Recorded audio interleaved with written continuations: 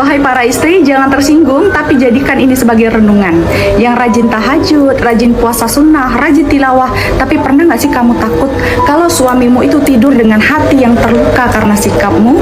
Setiap malam kamu sibuk cari pahala sunnah, tapi kamu lupa memastikan ridho suamimu.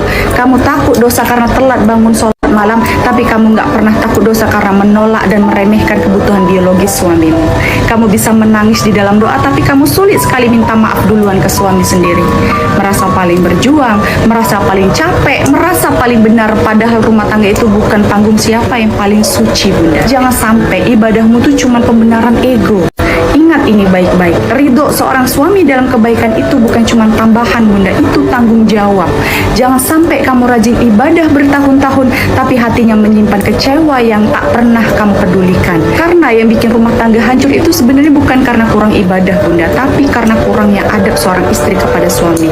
Kalau tersinggung, mungkin memang benar kamu itu perlu merenungkan kata-kata ini. Barakallahu fiik. Wahai para istri, jangan tersinggung, tapi jadikan ini sebagai renungan.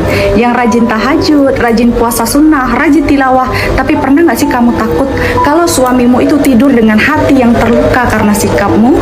Setiap malam kamu sibuk cari pahala sunnah, tapi kamu lupa memastikan ridho suamimu. Kamu takut dosa karena telat bangun sholat malam, tapi kamu nggak pernah takut dosa karena menolak dan meremehkan kebutuhan biologis suamimu. Kamu bisa menangis di dalam doa, tapi kamu sulit sekali minta maaf duluan ke suami sendiri. Merasa paling berjuang, merasa paling capek, merasa paling benar, padahal rumah tangga itu bukan panggung siapa yang paling suci, Bunda. Jangan sampai ibadahmu itu cuma pembenaran ego. Ingat ini baik-baik, ridho seorang suami dalam kebaikan itu bukan cuma tambahan, Bunda, itu tanggung jawab.